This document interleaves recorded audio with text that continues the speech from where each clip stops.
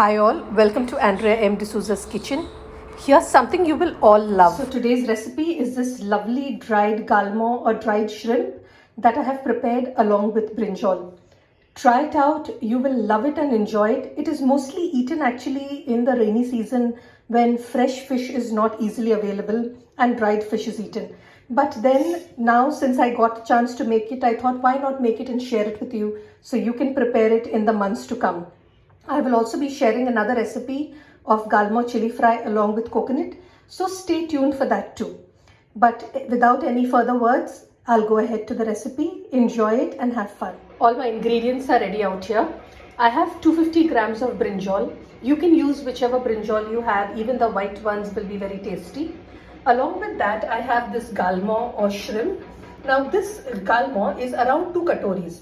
This is the size of my katori. So I have used 2 katoris of galmo. Depending on your taste, you can use more or less, depends on whether or not you like it. Now the first thing that I'm going to do is I'm going to wash this, but I'll get to that later. Then we also have 2 onions, 2 potatoes. Now potatoes are optional. There are some people who don't like brinjal, then in that case you can do away with the brinjal and use only potatoes. Sometimes you can add more potatoes, less, all depends on your taste. I have around 1 sprig of kadhi patta, 4 to 5 green chilies.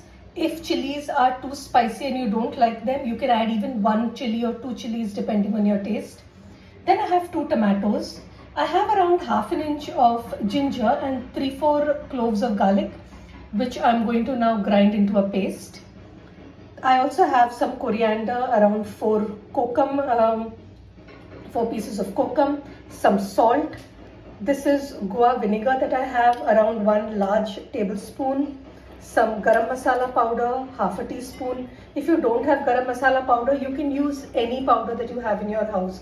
Not necessary it has to be only garam masala. You can use a samar powder or anything that you have. This is some oil. I've taken around 1 cooking spoon of oil, and these are some of the masalas I'll use. I'm going to use coriander powder. I'm going to use Kashmiri chili powder and a little bit of this spicy chili powder too, and I will use haldi powder. So let's go ahead now with the recipe. I'm going to begin by washing these prawns. Now there is a lot of sand and dirt that comes when prawns are dried. So we need to first soak it for around 5 to 10 minutes in some water, and then just remove this prawns from the top and put it in another container. All the dirt will settle to the bottom.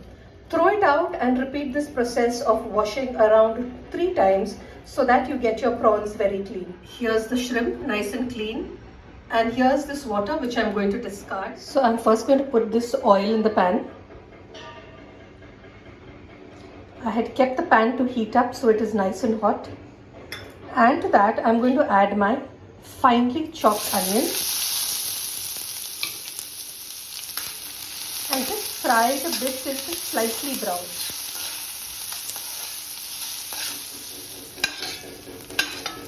Now that these onions have become tender, I'm going to add the tomatoes to it. And let it cook on a little bit low flame until the tomatoes become nice and mushy.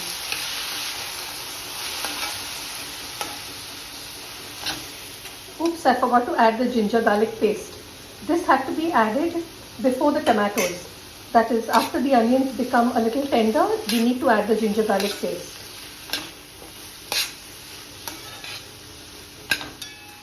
Once the tomatoes have turned mushy, you can start adding the masalas. There's some haldi powder that I'm going to add.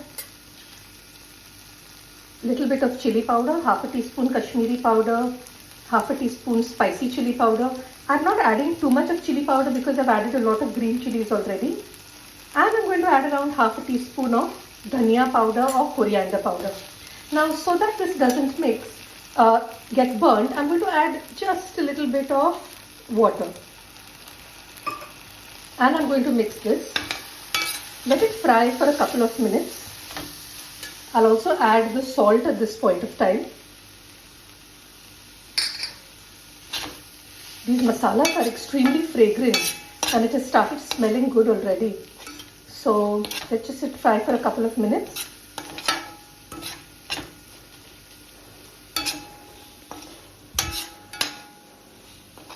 I'm not adding the garam masala right now. The garam masala I will add towards the end along with the vinegar. So now to this masala, I'm going to add my brinjal, which I've chopped into small pieces. I'm also going to add the potato, and I'm going to add the shrimp. Mix it all well.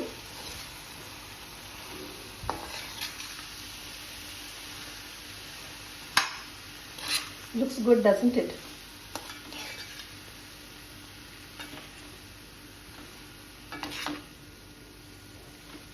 Now that it has mixed well, I'm going to add around half a glass of water.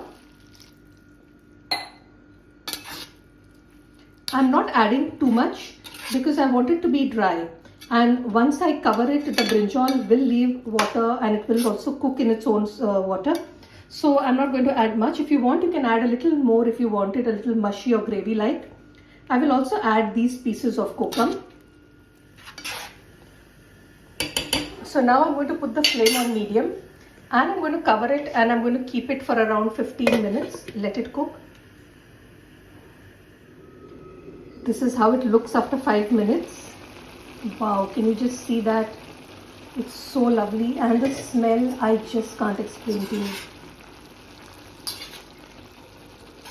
The next time I'll post another recipe of this galmo, just plain chili fry with coconut. That also is very tasty. Today, since there's brinjal and potato, I've not put coconut, but some people do put that. But I will post that recipe again so that you can try that out too. Let it done for another 10 minutes or so. The potatoes have to be cooked and also the brinjal. I've cut it into smaller pieces so that it cooks fast. This is after 10 minutes. At this point of time, I'm going to add the garam masala. And I'm going to add the Goa vinegar.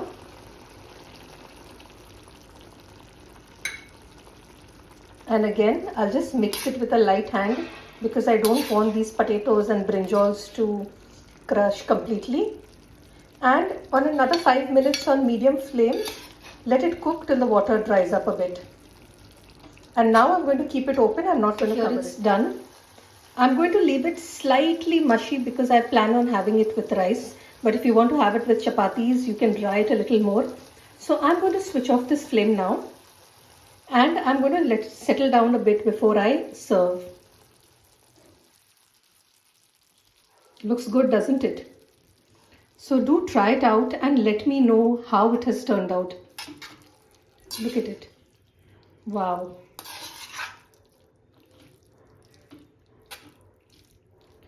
And I'm sure you like my recipes and that's why you're following my channel.